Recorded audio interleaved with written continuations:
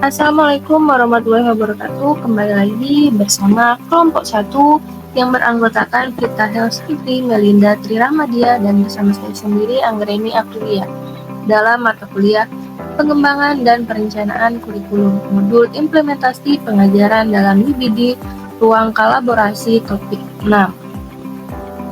Kelompok kami akan membahas mengenai pembelajaran menggunakan buku teks atau buku pegangan. Di sini ada kasus 1, ilustrasi 1 dan ilustrasi 2, di mana buku teks berfungsi sebagai salah satu sumber daya atau rujukan untuk dikaji sebagai landasan desain pembelajaran, sedangkan ilustrasi 2, buku teks adalah silabus atau penuntun seluruh kegiatan pembelajaran.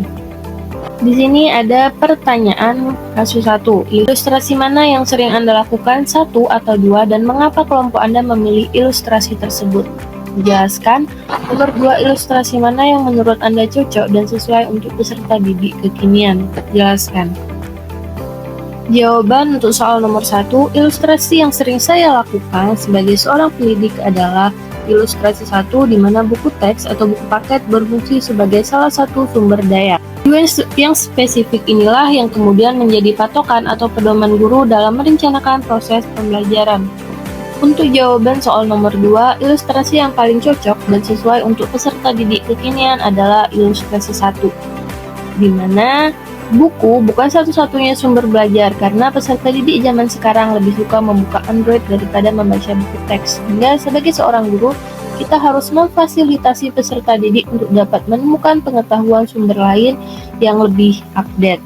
Selengkapnya bisa dibaca oleh teman-teman sendiri di layar. Nah, masuk ke kasus 2, ilustrasi 1, hasil belajar yang diinginkan membutuhkan penilaian uji kerja yang bersumber dari keilmuan sebagai konten buku teks. Ilustrasi 2, penilaian terdiri dari tes pengetahuan, sikap, dan keterampilan yang ada pada buku pegangan yang mungkin terpisah, namun masih terkait erat dengan buku teks. Pertanyaan kasus 2, yang nomor 1, ilustrasi mana yang sering Anda lakukan, 1 atau 2? Mengapa kelompok Anda memilih ilustrasi tersebut?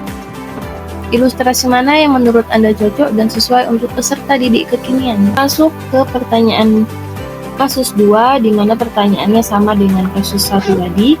Nah, untuk jawabannya, jawaban nomor 1, ilustrasi yang sering digunakan yaitu ilustrasi 2, di mana kami melakukan penilaian tidak berdasarkan pada pengetahuan dan keterampilan peserta didik saja.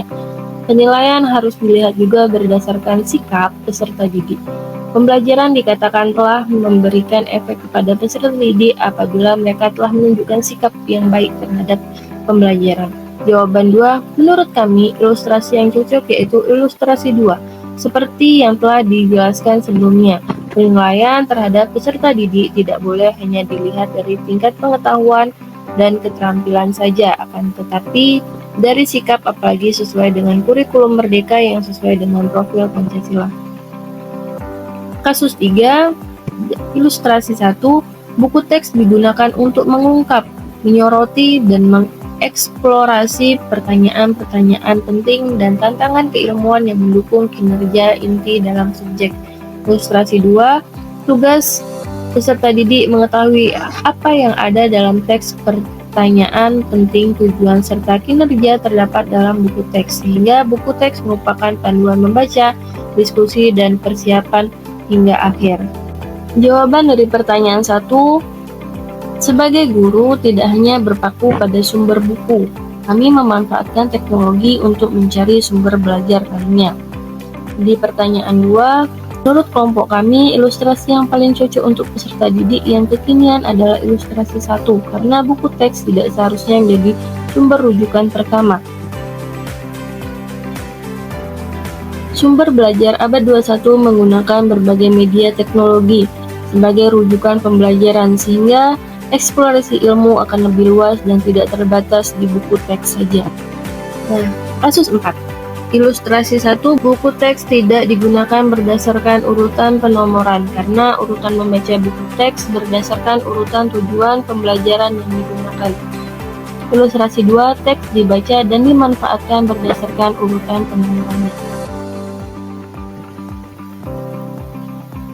Jawaban dari ilustrasi 1, ilustrasi yang kami lakukan adalah ilustrasi 2 karena buku teks sebagai media yang tersusun sesuai dengan tujuan urutan pembelajaran yang ingin dicapai peserta didik. Jadi biasanya buku teks dibaca berdasarkan penomorannya. Ilustrasi 2, menurut kami ilustrasi yang tepat yaitu ilustrasi 1 karena buku teks tidak digunakan berdasarkan penomoran. Urutan pencapaian tujuan pembelajaran oleh masing-masing peserta didik akan ada perbedaan sehingga tidak urut, dan buku teks bukanlah sumber belajar satu-satunya peserta.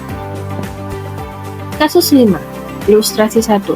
Buku teks ini adalah salah satu sumber daya dan rujukan di antara banyaknya sumber belajar. Buku pegangan termasuk sebagai materi dan umumnya hanya digunakan untuk merangkum ide-ide penting dan sebagai landasan pemecahan masalah dan dukungan argumen penting. Ilustrasi 2, buku teks, sumber primer dan bahan sumber lainnya jarang digunakan. Ringkasan dan konten buku teks diambil sebagai kegiatan untuk dipelajari, didalami, dieksplorasi, diuji, dan dikritik. Ilustrasi 1 adalah keadaan yang biasanya terjadi pada pembelajaran yang bisa dilakukan oleh guru dengan menggunakan satu sumber belajar yang sesuai dengan silabus ataupun kompetensi dasar yang dibutuhkan, seperti rancangan MGMP, buku terbitan Erlangga, dan lain-lain. Pertanyaan 2, jawabannya ilustrasi yang cocok dan sesuai dengan peserta didik kekinian menurut kami buku teks, sumber primer dan bahan sumber lainnya jarang digunakan, misalnya tidak menggunakan media massa, media sosial, dan lain-lain. Ringkasan dan konten buku teks yang diambil sebagai kegiatan untuk dipelajari, didalami, dieksplorasi, diuji, dan dikritik, cocok untuk peserta didik kekinian karena ada ciri khas dari pembelajaran paradigma baru, yaitu peserta didik memiliki sifat yang kritis terhadap sesuatu hal yang mereka pelajari. Kegiatan lebih kepada proyek atau menganalisis masalah. Baiklah, mungkin itu saja penjelasan dari kelompok kami. Apabila ada kesalahan, kami mohon maaf. Kami akhiri. Wassalamualaikum warahmatullahi wabarakatuh.